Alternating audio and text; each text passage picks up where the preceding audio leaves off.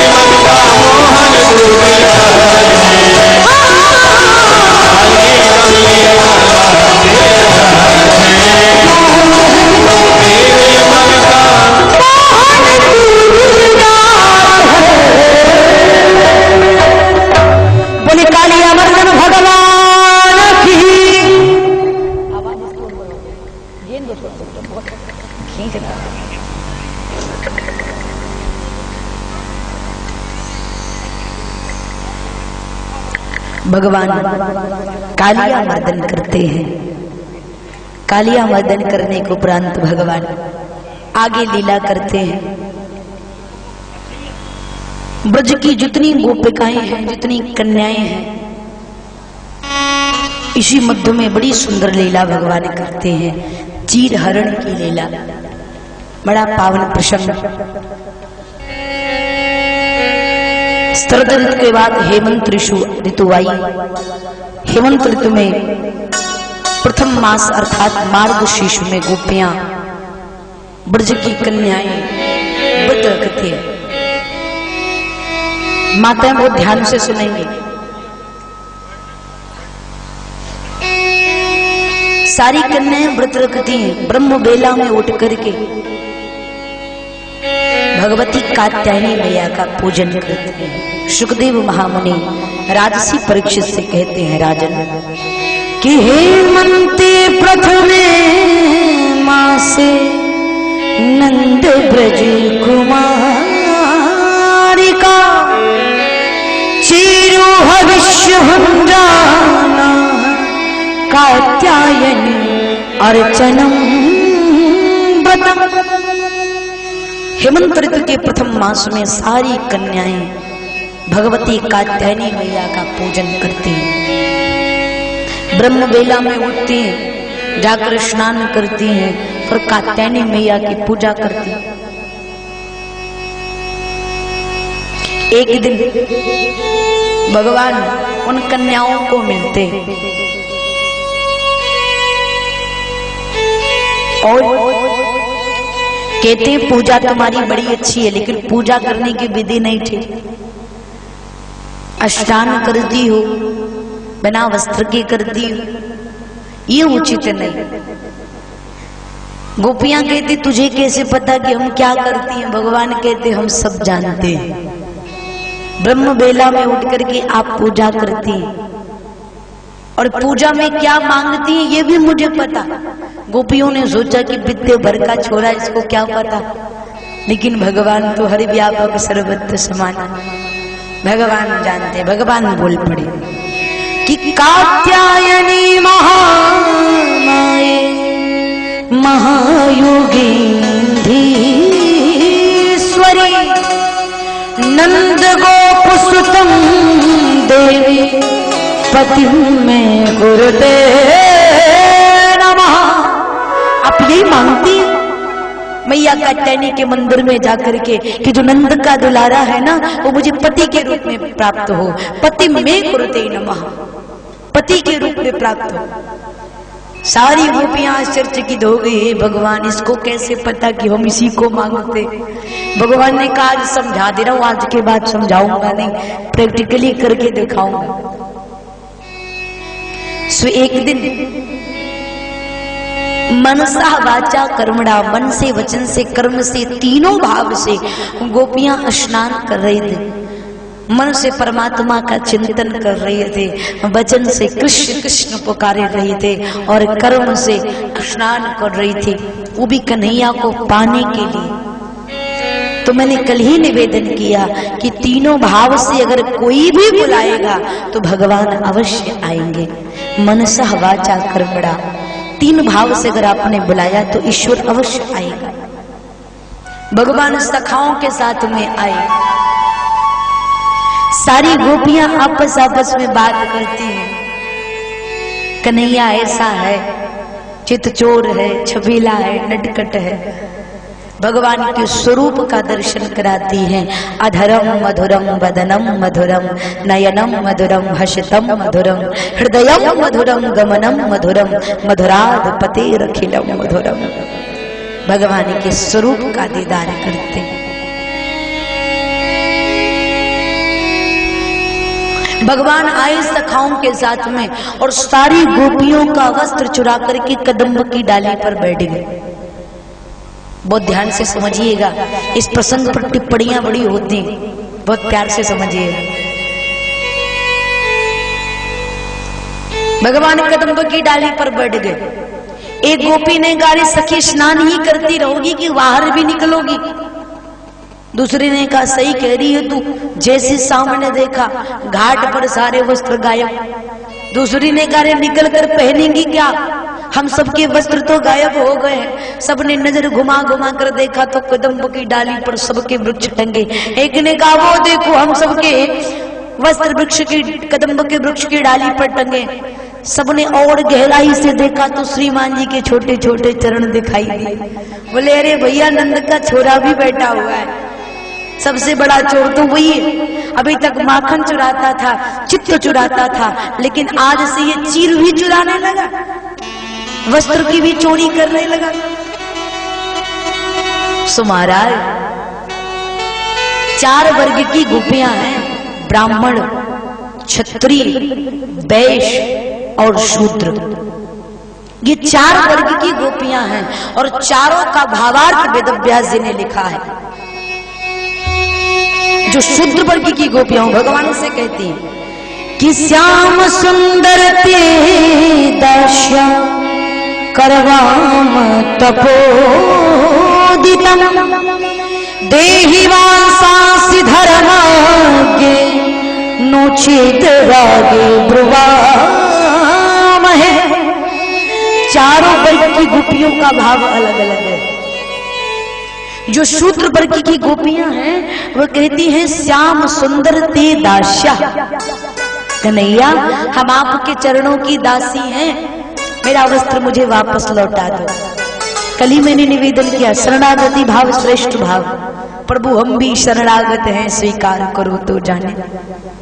भगवान ने कहा जो दासी बन गए उसको किनारे करो। श्याम सुंदर ते दास्या, शूद्र वर्ग की गोपियां दासी बन गई। जो वैश्य वर्ग की गोपियां थी अग्रवाल समाज की, करवाम तपोदितम, ये लेन देन की बात बहुत करते, कोई हो तो बुरा मत मानना भाई। करवाम तपोदितम, भगवान से कहती कन्हैया मेरे वस्त्र वापस दे दे, इसके बदले में तुझे बहुत सा माखन दूंगी। आप हाई कोर्ट सुप्रीम कोर्ट चले जाओ, ब्राह्मण का केस मिलेगा, क्षत्रिय का केस मिलेगा, लेकिन आपको वैश्य का जल्दी केस नहीं मिलेगा, अग्रवाल समाज का केस नहीं मिलता। ये कहते हैं 2-3 लाख रुपया ले लो लेकिन फाइल बंद कर दो। काहे भाई, जितना आने जाने में खर्चा करेंगे उतना दुकान पर बैठकर कमा लेंगे, बहुत चतुर होते। इसलिए वैश्य वर्ग की गोपियां कहती करवाम तपोदितम, लाला वस्त्र दे दे बदले में माखन दूंगी।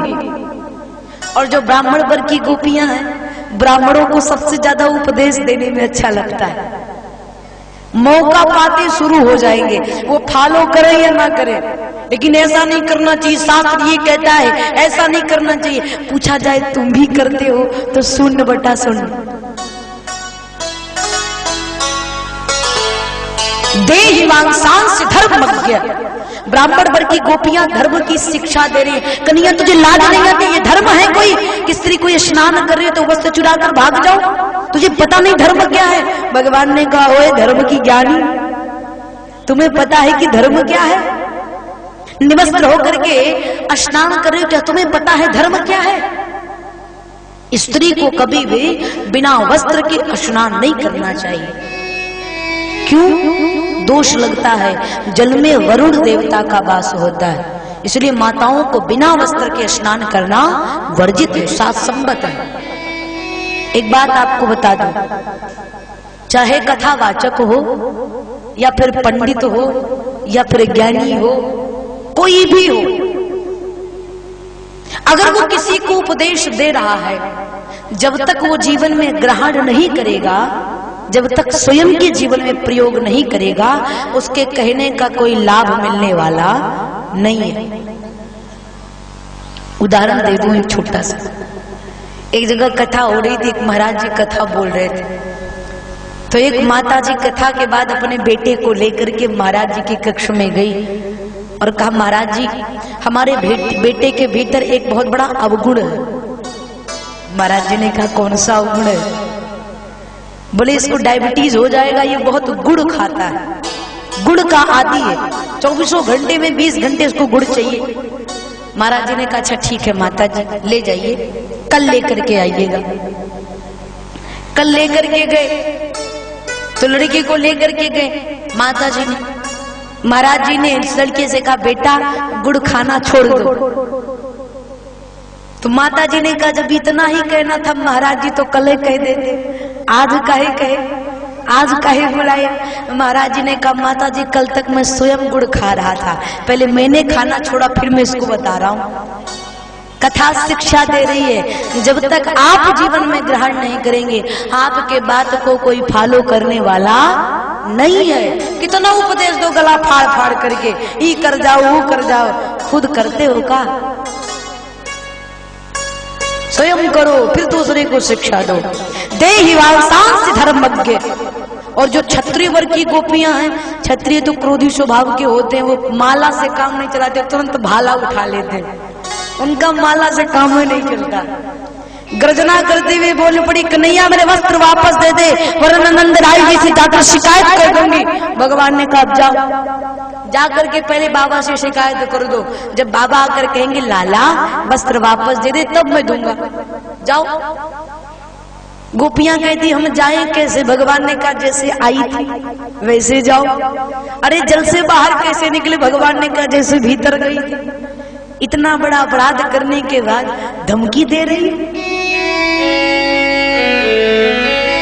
चार वर्ग की गोपियां, चारों का भावार्थ अलग अलग, सब शरणागति भाव लेती है और भगवान से क्षमा याचना करती हैं। भगवान ने सबके वस्तु को लौटाया है। लेकिन भगवान ने चेहरण की लीला की क्यों? क्या कारण था? ध्यान से समझिएगा। कृष्ण है ईश्वर, गोपी है जीव और वस्त्र है अविद्या।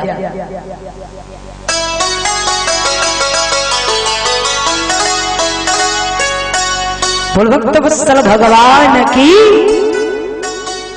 जय हो।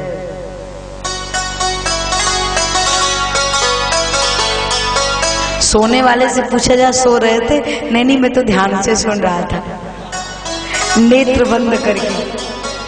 हाँ, आपको बताऊं,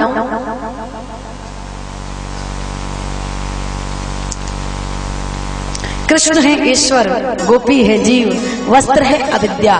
कृष्ण रूपी ईश्वर ने जीव रूपी गोपी से अविद्या रूपी वस्त्र को चुराया।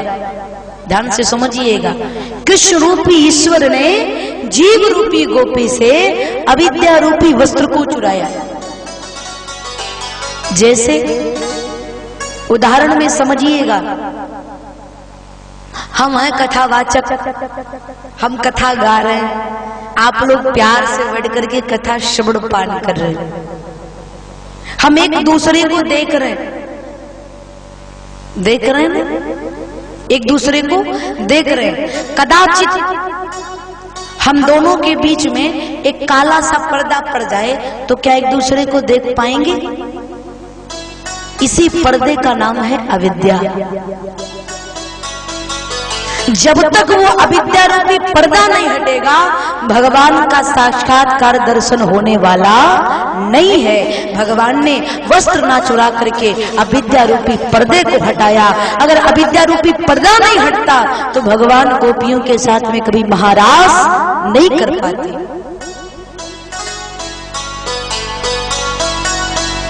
एक पिता मरने लगा तो अपने बेटे से कहा, बेटा मेरे मरने के बाद तिजोरी में लाखों रुपए हैं, लाखों की संपत्ति है।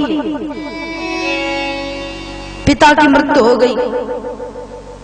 मृत्यु के बाद बेटा छुट्टी पाया तो सबसे पहले तिजोरी के पास गया कि पिताजी ने कहा है तिजोरी में लाखों की संपत्ति है, और जाकर देखा तो बेचारा सूख गया। क्यों? तिजोरी में दरवाजे नहीं,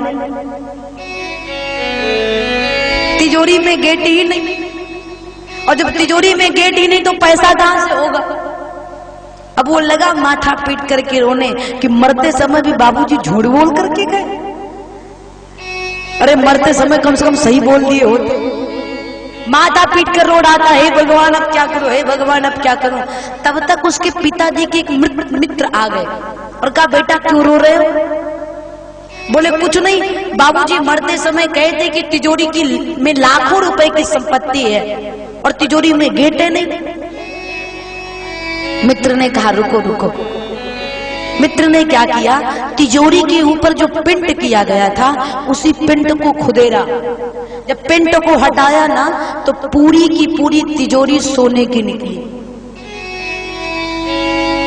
पूरी की पूरी तिजोरी सोने की निकली। उसी प्रकार से हमारी आत्मा, हमारा मन भी सोने का है, लेकिन इस पे अविद्या रूपी पिंड पड़ा है। जब तक कोई सदगुरु आकर के ये पिंड नहीं हटाएगा, भगवान का दर्शन होने वाला नहीं है।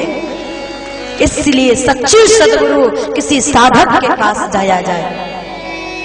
और आपको बता दूं, शरीर और आत्मा न्यू जनरेशन में समझिए, शरीर है मोबाइल, आत्मा है सिम कार्ड।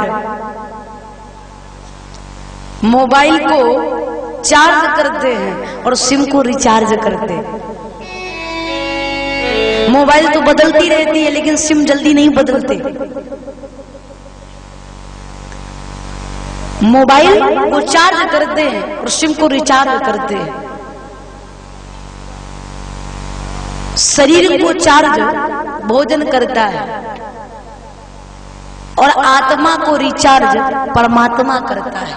इसलिए जब तक आत्मा रिचार्ज नहीं होगी, परमात्मा का दर्शन होने वाला नहीं है।